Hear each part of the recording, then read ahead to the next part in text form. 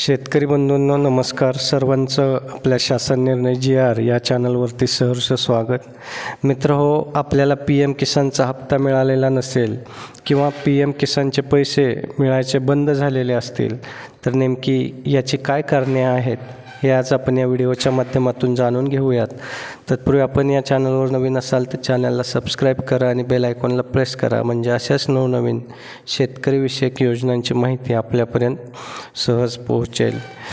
मित्रहो, राज्य शासन आणि केंद्र शासन शेतकऱ्यांसाठी वेगवेगळ्या योजना राबवत असतं. यापैकी सर्वात पॉप्युलर अशी योजना म्हणजे PM किसान योजना. पंतप्रधान किसान सन्मान योजनेसाठी 1 फेब्रुवारी 2019 पूर्वीचा सातबाराधारक शेतकरी पात्र ठरवला जातो. योजना सुरू करताना आधार कार्ड व बँक पासबुक झेरॉक्स दिलेल्या सर्वच्या सर्व शेतकऱ्यांना PM किसान योजनेचा लाभ मिळालेला होता. परंतु ज्या शेतकऱ्यांनी आधार कार्ड व बँक पासबुक दिले नव्हते अशा शेतकऱ्यांना या योजनेचा लाभ मिळालेला नव्हता. अशा शेतकऱ्यांना अपात्र ठरवण्यात आलेलं होतं.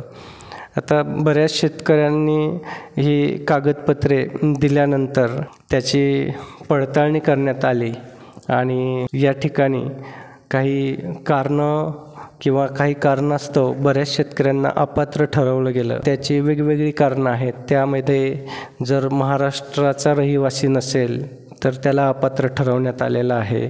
संविधानिक पदावरती असताना लाभ घेतलेला असेल तर दुबार नोंदणी केलेल्या शेतकऱ्यांना अपात्र केलेलं आहे. स्थानिक स्वराज्य संस्था, निमशासकीय कर्मचारी, तसेच जमीन विक्रीमुळे भूमिहीन झालेले शेतकरी, माजी संविधानिक पदावरील व्यक्ती, अगोदर कुटुंब प्रमुखास लाभ मिळत आहे असे शेतकरी, संस्था मालकी असलेला जमीनधारक, 1 फेब्रुवारी 2019 नंतरचा जमीनधारक, जमिनीची मालकी स्वतःच्या नावे नसलेले, शेतीशिवाय इतर कारणासाठी वापरणारे जमीनधारक, अनिवासी भारतीय, नोंदणीकृत व्यावसायिक, सेवानिवृत्त लाभधारक, संज्ञान नसलेले, ओळख न पटलेले, वर्गीकरण न केलेले लाभार्थी, खोट्या माहितीवरती नोंदणी केलेले आणि आयकर भरणारे असे अनेक शेतकरी या ठिकाणी अपात्र ठरवले गेलेले आहेत. परंतु आता या अपात्र ठरलेल्या शेतकऱ्यांपैकी जे पात्र शेतकरी आहेत त्यांनी परत कागदपत्र सादर करायची आहेत आणि ही कागदपत्रे आपल्या गावातील कृषी सहाय्यक यांच्याकडे आपण द्यायची आहेत.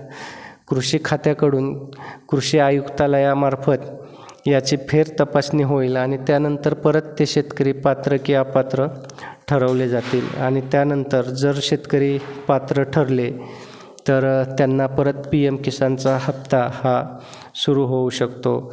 मित्रहो, जे शेतकरी या शासनाच्या निकषात योजनेसाठी बसत नाहीत त्यांनी प्रस्ताव सादर करू नयेत आणि जे शेतकरी या योजनेच्या निकषात बसतात त्यांनी प्रस्ताव फेर सादर करावेत आणि काही अडचण आली तर कृषी विभागाच्या कृषी सहाय्यकांना, आपल्या गावात जे कृषी सहाय्यक हे प्रतिनिधी असतात कृषी विभागाचे, त्यांना आपण संपर्क साधायचा आहे आणि आपल्या अडचणी सोडवून घ्यायच्या आहेत.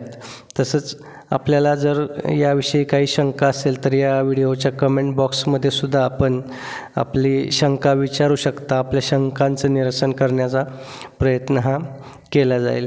मित्रहो, व्हिडिओ आवडला असेल तर व्हिडिओला लाईक करा आणि जास्तीत जास्त शेतकरी बंधूंना हा व्हिडिओ शेअर करा, म्हणजे जे कोणी PM किसानच्या हप्त्यापासून किंवा PM किसानच्या योजनेच्या लाभापासून वंचित असतील त्यांनासुद्धा या योजनेचा लाभ घेता येईल. धन्यवाद.